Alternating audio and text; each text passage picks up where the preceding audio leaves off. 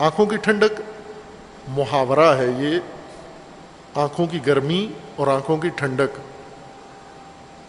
یہ اس وجہ سے ہے کہ انسان جب خوش ہوتا ہے تو بھی آنسو ابھر آتے ہیں، جب غمگین ہوتا ہے تو بھی آنسو نکلتے ہیں. اور یہ اب اللہ کا نظام ہے، ایک ہی آنکھ سے آنسو نکلتا ہے. اگر غم کا ہو، غصے کا ہو، پریشانی کا ہو، دکھ ہو، مصیبت کا آنسو، وہ گرم ہوتا ہے. یہ آنسو گرم ہوتا ہے، آپ کو بھی محسوس ہوتا ہوگا جب بہتا ہے تو گرم ہوتا ہے یہ آنسو. آپ کا آنسو کسی اور کے ہاتھ پہ جا پڑے تو اس کو بھی گرمی محسوس ہوتی ہے. خوشی کا آنسو ٹھنڈا ہوتا ہے، ایک ہی چشمہ ہے. جب انسان بہت خوش ہوتا ہے، ناگہان خوشی جب ملتی ہے، مثلا جب آپ میں سے اکثر ابھی جائیں گے گھروں میں واپس تو آپ کو دیکھ کر اور کوئی روئے نہ روئے، ماں آپ کی ضرور روئیں گی، گلے لگا لیں گی. یہ خوشی کے آنسو ہیں، اولاد کو دیکھا ہے، یہ خوشی کے آنسو ہیں. اور پھر جب آپ یہاں سے جو اثر لے کے جا رہے ہیں، ایک پاکیزہ شخصیت لے کے جا رہے ہیں، ایک بدلا ہوا کردار لے کے جا رہے ہیں. انہوں نے جو بھیجا تھا اور جو واپس جا رہا ہے، اس میں جب وہ خود موازنہ کریں گے تو انہیں خوشی ہوگی. جب ادب دیکھیں گے، آپ کا احترام دیکھیں گے. یہ آج آخری ہے میرے خیال میں دن آپ کا ہے، کل ختم ہے کارگاہ. بھلے کل آپ کے ماں باپ کے ٹھنڈے آنسوؤں کا دن ہوگا، آپ جائیں گے. ایک تو ویسے وہ احساسی آنسو ہے، اتنے دن آپ دور رہے ہیں، اب جا کے وہ ملیں گے، گلے لگائیں گے، رو پڑیں گے. لیکن اس سے زیادہ ٹھنڈک ان کو اس وقت محسوس ہوگی جس مقصد کے لیے انہوں نے آپ کو بھیجا تھا. جب وہ آپ کی شخصیت کے اندر وہ کردار میں وہ نمایاں مشاہدہ کریں گے، اس کے بعد جو ٹھنڈک انہیں نصیب ہوگی وہ زیادہ دلچسپ ہوگی. اگر اسی طرح گھر میں گئے تو پھر تو ان کی چیخیں نکل جائیں گی. والے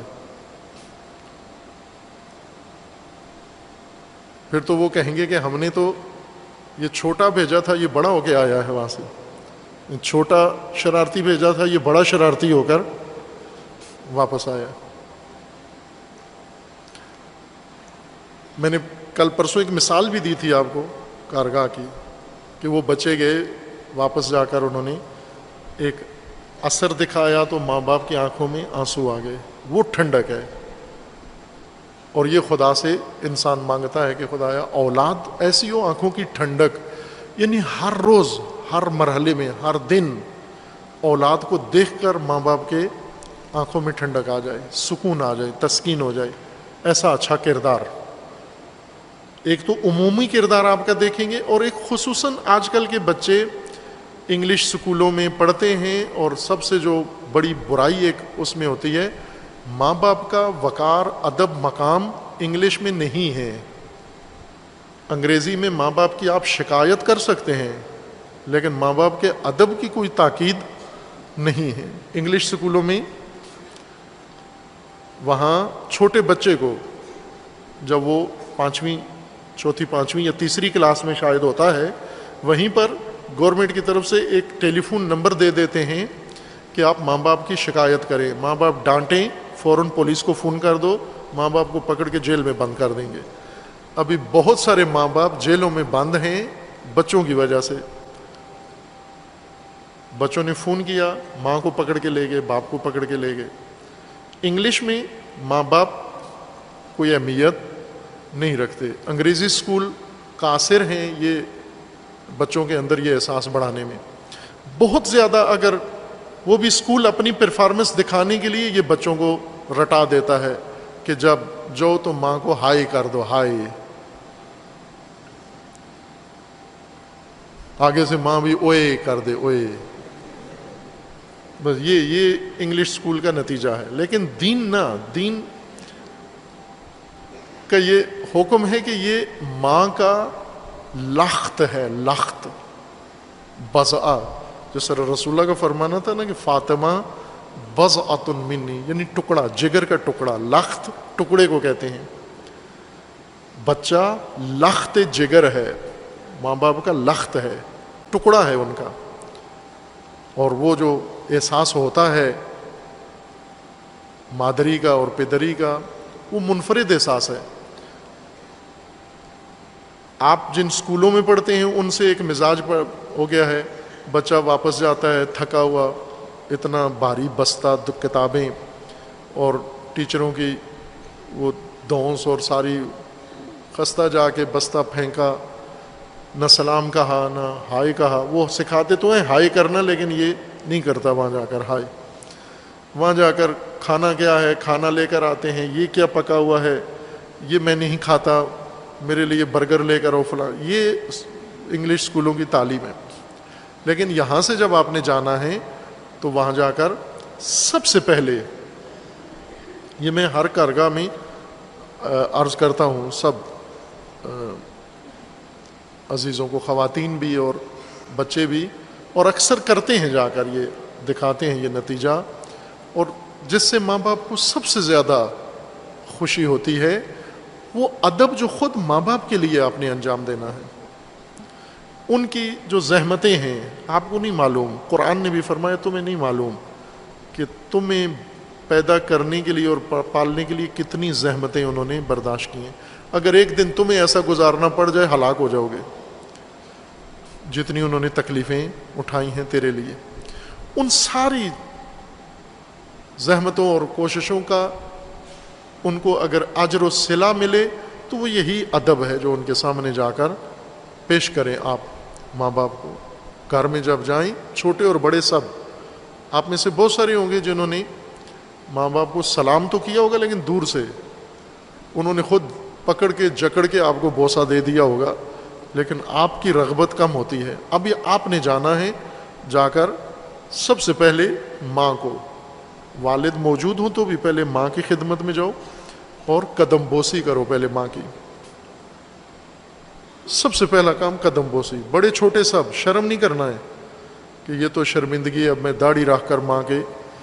ممکن ہے ماں باپ بعضوں کے گاؤں میں ہوں، دیہات میں ہوں، ان کے پاؤں میلے ہوں، مٹی لگی ہوئی ہو، وہ بہت ہی سمجھے وہ مٹی جو ہے اور اس کی مہک جو ماں کے قدموں میں ہے، اور آپ بوسہ دیں اس کے اوپر، شاید زندگی میں اتنا معطر کوئی چیز آپ نے نہ سونگی ہو جو ماں باپ کو تسکین آپ کے اس ادب سے ملتی ہے، جو ٹھنڈک ملتی ہے۔ نہ صرف آنکھ ٹھنڈی ہوتی ہے، دل ٹھنڈا ہو جاتا ہے، جگر ٹھنڈا ہو جاتا ہے، پورا وجود ٹھنڈا ہو جاتا ہے۔ ماں باپ کا تمام غم، چنتے، مشکلات، سختیاں، باقی سارے ستاتے ہیں۔ ایک بچہ اپنے ادب سے ماں کو جتنا سکون پہنچاتا ہے، وہ ساری دنیا کے غم بھول جاتی ہے۔ یہ تجربہ کر کے دیکھ لیں، جیسی بھی ہیں ماں، پڑھی لکھی ہیں، نہیں پڑھی لکھی ہیں، عام دیہاتی ہیں، شہری ہیں۔ البتہ ایک ماں سے مجھے خطرہ ہے کہ آپ جائیں قدم چومنے کے لیے اور وہ مصروف ہو، اور وہ ماں جس کے پاس آئی فون ہے، جس کے پاس واٹس ایپ ہے، وہ شاید توجہ ہی نہ کرے کہ میرا لخت جگر آیا ہے، چونکہ اس کا لخت جگر موبائل ہے۔ اس ماں کی کوئی ضمانت نہیں ہے کہ وہ بھی بچوں کے لیے احساس رکھتی ہے یا نہیں، لیکن جو مائیں ابھی تک محفوظ ہیں اس آفت سے، آفت اسمارٹ فون سے اور واٹس ایپ سے اور یہ سارے مسائل سے، ان کے لیے واقعاً اولاد سب سے بڑی آنکھوں کی ٹھنڈک ہے۔ انہیں دنیا جہان کی دولت دے دیں، نہیں چاہیے ان کو۔ صرف مثلا بھوکھی ہو، آپ اس ماں کو بہت اچھی بریانی، پلاؤ، ہر چیز لاہور سے اعلیٰ ترین مٹھائی لے کے جائیں، اس کو کوئی لذت نہیں دے گی وہ مٹھائی۔ اس کی لذت آپ کی زیارت، آپ کو دیکھنا، اور آپ کے اندر جو گوہر پیدا ہوا ہے، یہ چیز ہے۔ اور یہ حق ہے ان کا، یہ خوشی ان کو پہنچائیں آپ، یہ ان کا حق ہے۔ انہوں نے جو اپنے پاس تھا آپ کو دیا ہے، اب آپ کے پاس یہ حق ہے ان کا، تو یہ اس کو ادا کریں جا کر۔ جن کی مائیں ہیں قدر جانیں، جن کی نہیں ہیں ان کے لیے دعا کریں، مغفرت کریں کہ خداوند تبارک و تعالیٰ انشاءاللہ انہیں جوار رحمت میں مقام عطا فرمائے۔ بہت عظیم مقام ہے ماں، بہت عظیم مقام ہے۔ ماں کو سرسری نہیں لو، بہت عظیم مقام ہے. آپ کو کسی کا بھی کمی زندگی میں محسوس نہیں ہوگی، شاید باپ کی بھی نہ ہو لیکن ماں کی ضرور محسوس ہوگی. وہ پنجابی شعر ہیں، بڑے خوبصورت ہیں. بعض پنجابی خصوصاً صوفیاء نے جو کلام لکھا ہے کہ وہ بہت ہی اعلیٰ ہے، اعلیٰ مضمون ہے. باپ مرن تے کیا کہتے ہیں، سر خالی. باپ مرن تے سر خالی، مجھے بھول گیا ہے پنجابی. ویر مرن کنڈ خالی. باپ مر جائے تو سر خالی ہو جاتا ہے، سر پہ کوئی نہیں ہے. بھائی مر جائے تو پیٹھ خالی ہو جاتی ہے، حامی کوئی نہیں ہے، مددگار کوئی نہیں ہے. کنڈ خالی، کنڈ پیٹھ کو کہتے ہیں پنجابی میں. لیکن ماں مر جائے تو کوئی بھی نہیں.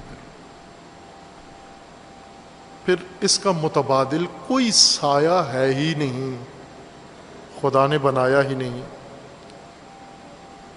وہ سایہ دوبارہ انسان کو میسر نہیں آتا.